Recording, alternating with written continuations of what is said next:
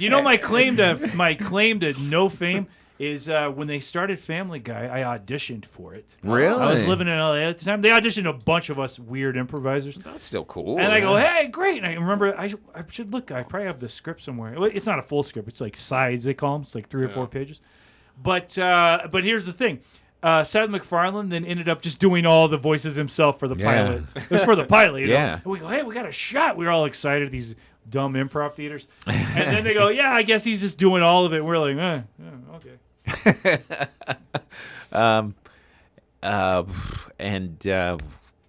What were you just talking about? What character were you supposed to? Oh, Family Guy. Well, it was yeah, several, and I didn't do a lot of voices, but the one they kind of liked was I do a Tarantino, because I got my Tarantino because I was an extra in Jackie Brown, the longest Tarantino movie Really? ever.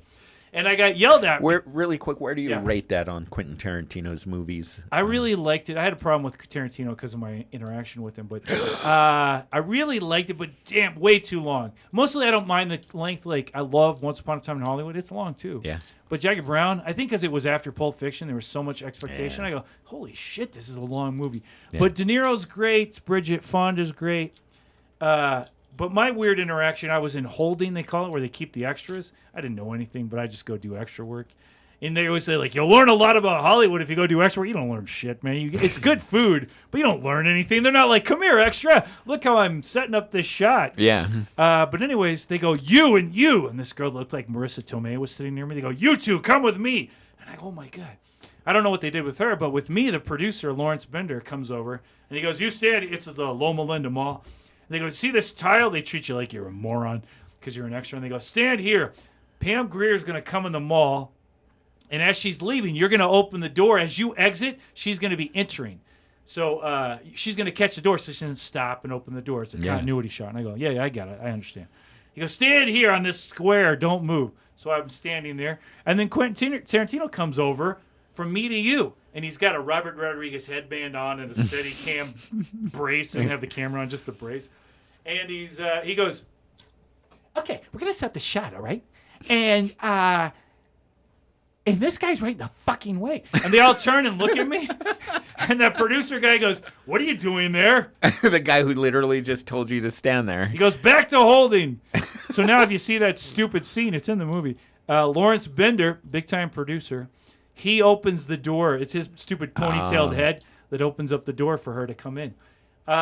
Do you ever seen True Romance, Alan? Yes. I've tried to look for it. I've probably watched part of it. John just posted on it. I saw his post. Brad Pitt. I love it so much. One of my favorite all-time Gary movies. Oldman. Tarantino wrote it. He didn't direct it. The late great original Top Gun director, Tony Scott. Yes, one of my favorite directors. And he sold the script to make Pulp Fiction, right? Oh, I didn't know that. That makes sense. Or maybe that's Reservoir Dogs. Reservoir Dogs. No, maybe True Romance was before Pulp Fiction. I don't know.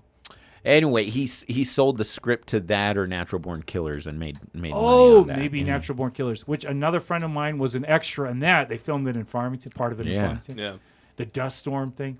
But my buddy, weird enough, he has a dumb ponytail too. Rest in peace, he's no longer with us. But he had a ponytail, and you could just see his back as they rush this prison bus. Yeah. I saw his back in it. So.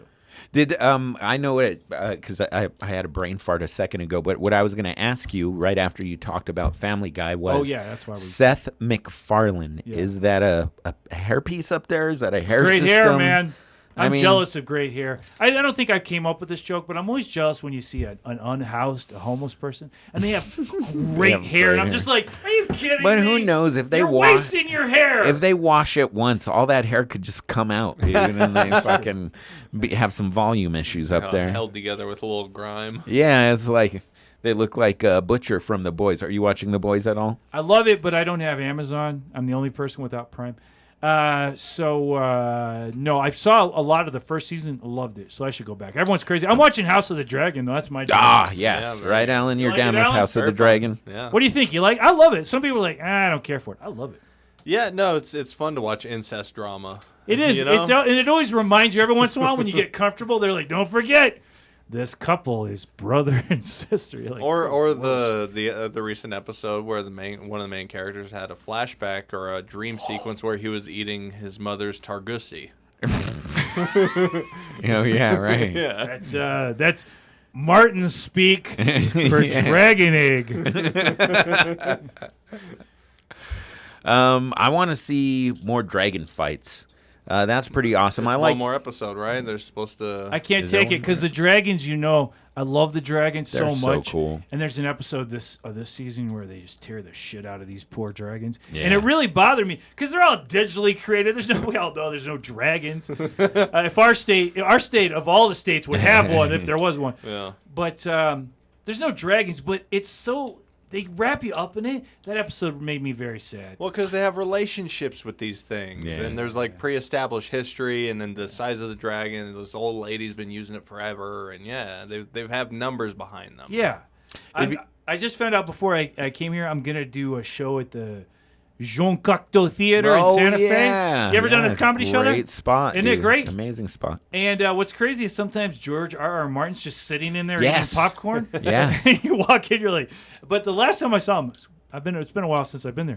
Last time I saw him, there was all this in the news like, when's he gonna finish the damn books? Yeah. How will the series go on? And he was just sitting in there eating popcorn. I thought like, He's like, I made my money. should you be at home working on something, Mr. Martin? Did you watch Game of Thrones as well? Watched all of it, understood about 20% of it, but I watched all. It's kind of like the famous Colombian author Marquez. In his books, he wrote like Love in the Time of Cholera and books like that. Oh, yeah. And there's so many of these tangents of family lines where sometimes in the front part of his book, there's like a family tree to keep. And I'm like that with people will tell me like, oh, Pedro Pascal, he was so-and-so in Game of Thrones. Oh, and I yeah. watched all of it and I go, don't The remember. Dornish man. prince who gets his head pulled apart Oh, that's him. by the mountain. I don't know how much I retain of any of this stuff. I get lost in whose families who. House of Dragons, same thing when they're like, we got to go to this beat up tower. And of course, you remember that. We have to go to Harrenhal. Yeah, And you you're remember well, that, Now of we have course, to go to the from- lowlands. from Well, now we Game have of to go to the Thrones. floodlands. I keep forgetting what side that guy's on. Me too. I'm like, are they an enemy? Like, who is? I don't know. Do you think? Because one thing about the boys, they just had their season finale. One thing about the boys, Series is or season? Season. the season Yeah, finale. it's a moneymaker. The They series put out finale a big will be next warning year. ahead of that episode. Yes, an interesting thing is that series is so close to reality because they have the right and the left, although it's called different things, but you can clearly tell it's the political. ideologies Okay. are really similar to what we have in real life. And recently there was a plot. The whole season has been about a plot to assassinate the president. Jeez. Yeah, and these are what I love about Kripke, Eric Kripke, is that he also did Supernatural.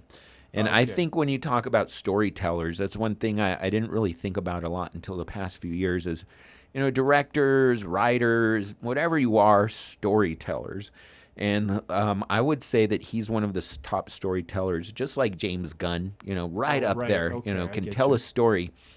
And what really impressed me recently about the Boys episode is the season finale, is that it was so unpredictable. They set it up like, okay, you expect this is going to happen, and then that gets smashed to shit, and then you're like, oh, okay, they throw up another red herring, and then they're like, oh, this will happen, and then that gets smashed to shit. So by the end of the finale, you were on your like fourth plot twist, and it wasn't rushed or hurried. It wasn't. You just don't know where you stand at that point. Yeah, You watching it too, Alan? No. Okay, me neither. But It- I want to now. it completely set the tone for kept the tone of the show of being unpredictable. And I think what a lot of people had a problem with Game of Thrones last season was it was just so completely The predictable. last two seasons We were kept real rushed. expecting some sort of like plot, something like, yeah, she's not going to do that, or yeah, that's not going to happen. But And they're then like, they're like, no, nope. we told you the past 5 seasons what's going to happen, and nothing will change. And you're just like, okay, I get you. What did you think of the ending? They told us for 5 seasons what was going to happen. She'll And ride I a was dragon and destroy all of you. I've been to that city where they filmed that a bunch. Yeah. So I thought that part was great, but I think like most of America, I was like, you expected a different. You expected something more, better, something right? different, yeah. There was so much great buildup yeah. for them to end it. That way it didn't live up to the buildup they had. The only thing that I appreciate about it, I was like, oh, I walked in that weird square where she's blowing everything apart with the fire. Oh, yeah, Like, they right. use some real sets or real locations, and I go, oh, that's kind of cool. Do you ever watch? Alan and I were talking about the making of, because they do the House of the Dragon, making House of the Dragon on HBO Max. You can watch Oh, that right, too, okay. and you could probably find it on YouTube, I bet.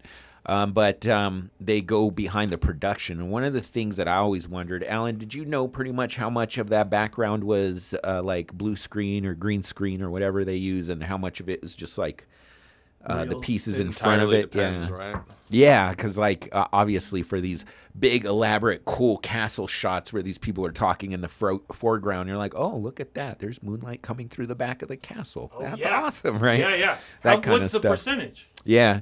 So that's a really cool thing to watch because it gives you kind of like all the insight onto how much of that stuff is like real, how much of it is like screened, and then also the dragons. It shows how they do the dragon fighting, and basically, like you think they have you on this, this fake dragon saddle thing where you sit on it and they film your piece, and they put everything in afterwards. And so that's really cool to see how they do that. I definitely recommend checking that out. I did love where they take the dragon head through the city, and All everyone's the like, flies oh! are buzzing around it. Yeah, and everyone's like, this ain't good. All the villagers were like, oh, boy, you messed up, man. I love that part. They're like, this is a bad omen. Well, I like the way they had when they took the kid's decapitated corpse that had been reattached. They reattached, but the way that they did it is they reattached it only so much so that the head would still like wobble when it was going over bumps, and it would look more. You'd be like, brutal. oh look, it's not even attached. Oh my Brutal. God, look at this! What this lady did. Brutal. Those So dragon people.